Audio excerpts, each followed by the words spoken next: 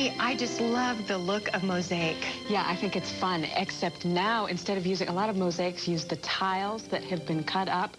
We're using beads, and I think that gives it a really fun look, as you can see on these jars that we've done. It does. They almost glow from the colors.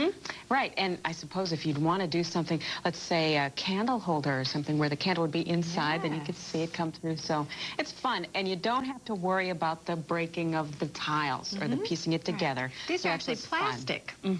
These are clearly mosaics from the beadery. They've got all kinds of shapes and colors. Today on our examples, you can see that we're using a lot of the reds and the yellows and the oranges.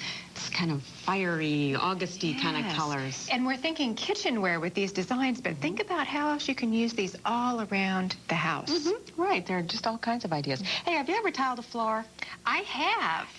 So what did you think of that? Was it kind of fun? It was fun, and you get your hands in there and you do the grout, and this is really very similar. It's not exactly the same. So if you have never tiled before, you may end up tiling your kitchen after you start with this. So I'm not even going to put that on yet. First of all, if you're working with glass, then just make sure it's clean. So you might want to just wipe it off first. Now, we've got our beads and silicone sealer.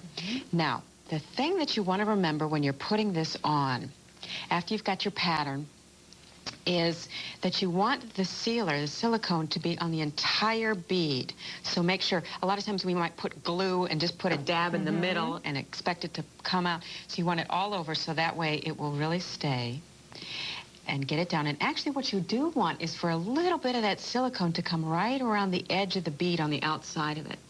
That way we know it's really secure. Just slightly. Just slightly. Now, if you get too much of it, I can go back in with a toothpick or something and to take that off. If it's already dried, I can go in with a craft knife and just kind of get some of that off. But we do want a little bit of that to come through. So from there, look you just go ahead and have fun. Now, I'm gonna cover this entire plate with these beads. But in the meantime, you can see that I grouted some, but I'm just gonna put one more on here, because it's addictive.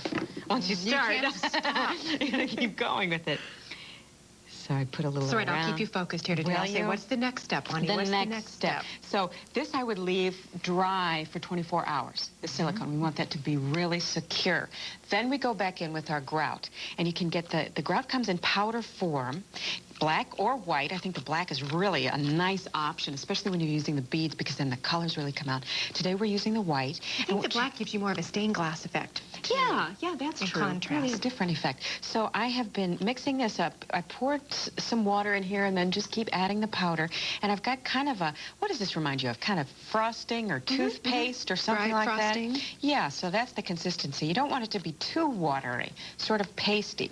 So I've mixed that up, and I'm going to use, I could just take my craft stick and dab it on there, or you can take a glove and rubber glove and get your hands in there. And of course, that's always fun. So I'm going to take it, and then I'll just come over here after this is all dried and then just dig with it. And it goes in there so nicely.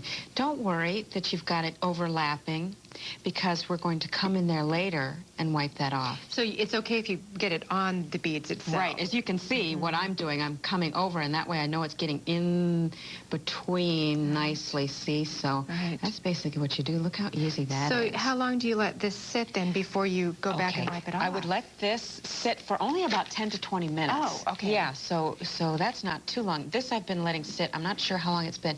So I take a sponge, water. It's important to have a sponge and a lot of water, because you want to just keep dipping, because what I'm doing is simply wiping it off. You see, then I'd come back, get this all wiped off. So that's why you want to have a big old bucket of water there next to you and keep coming like this to basically get a majority of it off.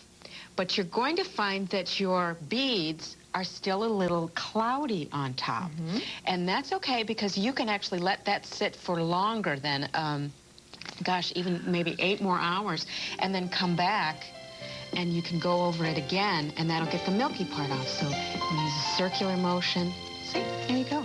And that's it. It's so simple. It really is fun. Great idea. Thanks, Tiffany. Thanks, Bonnie. If you'd like to write for free instructions, send a self-addressed stamped envelope to M10151, Mosaic Kitchenware.